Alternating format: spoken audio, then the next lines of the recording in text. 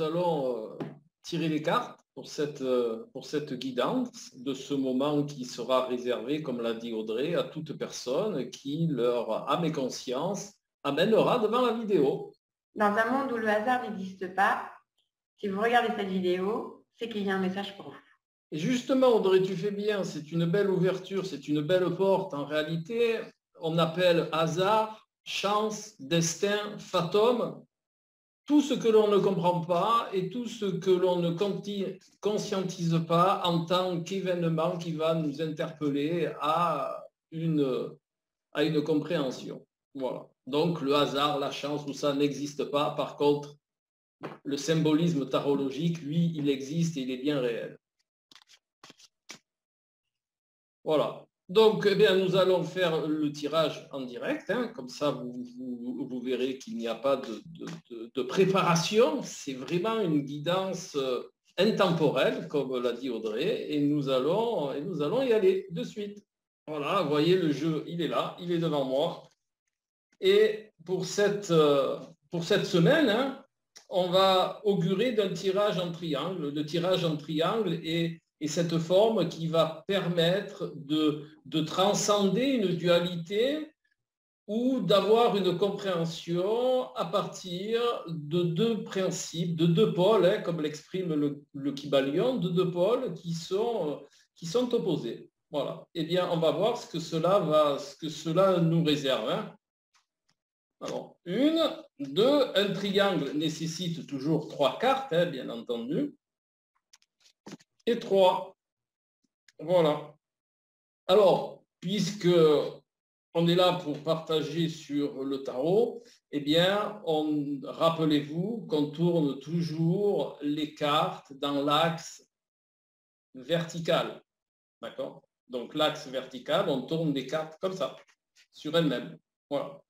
Eh bien, la base du triangle, elle est bien représentative. Il y a d'un côté, on va dire, le collectif, donc la masse de gens, et il y a de l'autre côté, eh bien, un changement inattendu, quelque chose qui va bousculer les structures existantes. Eh bien, c'est un peu ce qui se passe à l'heure actuelle. Si vous avez un œil un petit peu averti, que vous regardez un peu ce qui se passe actuellement, on est bien dans ce symbolisme entre le collectif, l'entièreté, et de l'autre côté, eh bien, quelque chose qui est en train de changer, quelque chose qui est en train de se moduler par, on va dire, par une énergie dont on n'est pas tout le temps responsable. Il y a cette notion de contexte subi, il y a cette notion de contexte qui ne dépendent pas de notre volonté. On est quelque part un petit peu assujetti à ce qui se passe, bien entendu, à la source de ce qui se passe actuellement et de notre responsabilité. Donc, on va voir un petit peu ce qui serait, eh bien voilà, alors ça c'est formidable dans ce sens-là. La carte du jugement indique une renaissance, elle indique qu'il serait de bonne loi de se remettre en question, de revoir nos concepts. Maintenant, à titre personnel, eh bien, pour tous ceux qui regarderont cette vidéo, c'est le bon moment pour remettre à jour vos concepts, vos manières de penser, de voir un petit peu aussi si vous n'êtes pas dans une démarche orgueilleuse, c'est-à-dire que vous ne soyez pas au-delà de ce que vous êtes. Peut-être vous êtes aussi, vous prenez un petit peu pour Dieu, puisque la carte de la maison de Dieu est cette carte qui symbolise la tour de Babel. C'est chaque fois où on se prend un petit peu pour autre chose que ce que l'on est. Donc cette carte, elle demanderait peut-être à nous remettre à notre juste place, à voir les choses avec un petit peu plus d'empathie, avec un petit peu plus de compassion, de se dire que bon, ben voilà, on a un certain pouvoir, mais on n'a pas tout pouvoir.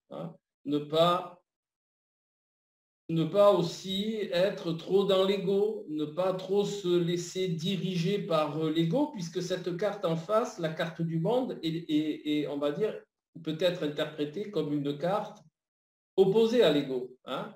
Vous voyez, il y a plusieurs personnages dessus, donc c'est une carte de complétude. Le monde, hein, le monde a cette notion de pluralité. Eh bien, on pourrait dire que la base du triangle, elle est entre la pluralité et l'égotisme, et qu'il faut trouver justement un juste milieu qui est représenté par la carte du jugement, et ce juste milieu, il peut être trouvé par la remise en question de ces deux principes-là. Regardez en vous si vous n'êtes pas trop présomptueux de vos possibilités. Regardez en vous si vous ne cherchez pas trop à diriger votre entourage, à diriger le monde, on pourrait dire, hein, puisqu'en face, il y a la carte du monde. Regardez votre rapport entre vous et votre écosystème. Si vous n'êtes pas trop dirigiste, si vous n'êtes pas trop en opposition aussi, de par vos concepts, à cette complétude qui serait peut-être un petit peu plus adaptée, qui vous serait un petit peu plus adapté. Et après, on pourrait faire quelque chose de sympathique. On pourrait augurer que ce personnage-là du monde, c'est cette carte-là, et on pourrait augurer que cette carte-là du jugement, c'est la carte du monde, d'accord? Et qu'au milieu, eh bien, il y aurait une position médiane à mettre en place, hein, entre ce que vous désirez, vous, intérieurement, et ce que, on va dire, est votre positionnement dans votre écosystème et par rapport aux gens que vous fréquentez. Voilà. Quoi qu'il en soit, ce tirage-là augurerait qu'il va falloir vous remettre en tant qu'individu dans une autre perception par rapport au collectif. On pourrait le dire comme ça aussi. Et cette autre perception, eh bien, c'est de se jauger, jugement, de se jauger, de regarder un petit peu comment on est, de regarder un petit peu comment on fonctionne, et à partir de là, adopter d'autres positionnements de manière à être plus dans une position où l'ego va jouer un petit peu moins, hein, où l'importance que vous avez de vous dans votre écosystème peut être remis à une place qui est plus adaptée. Voilà, eh bien, ça fait quand même un petit peu d'ouvrage, hein, ça fait de la réflexion, ça fait de l'ouvrage, ça fait aussi, eh bien, peut-être acquérir un peu plus de sagesse par rapport aux principes que je viens de vous expliciter, peut-être avoir les choses avec un peu plus de discernement, de cohérence, d'innocuité. Eh bien, c'est pas mal pour une semaine, hein? Ça va faire un bel ouvrage. Est-ce qu'on pourrait voir cette semaine sous le signe de l'humilité? C'est-à-dire que toutes les personnes qui regardent cette vidéo auraient peut-être avantage à méditer sur la question de l'humilité. Oui, oui, oui, bien sûr. Avec la maison Dieu, bien sûr que l'humilité est une perception qui serait importante à voir, à percevoir en soi, de Et plus peut-être que... ouais, d'ouvrir les yeux justement sur le monde avec ce positionnement d'humilité, c'est aussi toujours être dans ce positionnement où on a toujours à apprendre de tout et de tout le monde. C'est-à-dire que quand on est dans une perspective égoïque, on se positionne au-dessus des autres et finalement on croit détenir certaines certitudes où on croit que notre avis a plus de valeur que celui des autres. Et la leçon d'humilité, c'est toujours de se replacer justement à l'intérieur du collectif avec humilité et de regarder toutes les situations de vie, de regarder les autres êtres avec qui nous évoluons. Avec ce positionnement où j'apprends de tout et de tout le monde.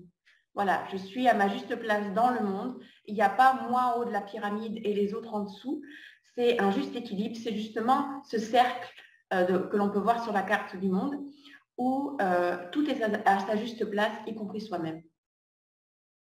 Alors, c'est une très belle vision des choses, Audrey. Je rajouterai juste deux petites choses. On pourrait, pour aller dans ton sens, hein, on pourrait augurer tout simplement que la maison Dieu eh bien, c'est le côté égotique et que le monde, c'est le côté collectif et qu'il faut un rééquilibrage entre son ego, sa position, son individualité, son individualisme par rapport au collectif. Hein. On pourrait voir ces deux pôles-là, le pôle égotique et le pôle collectif. Et la troisième carte en haut, eh bien, c'est adopter une nouvelle perception des choses issue d'une réflexion intérieure et aussi, comme je vous l'ai dit, de discernement, de cohérence et d'innocuité, qui sont les trois piliers de la, on va dire, entre l'ego et puis le collectif.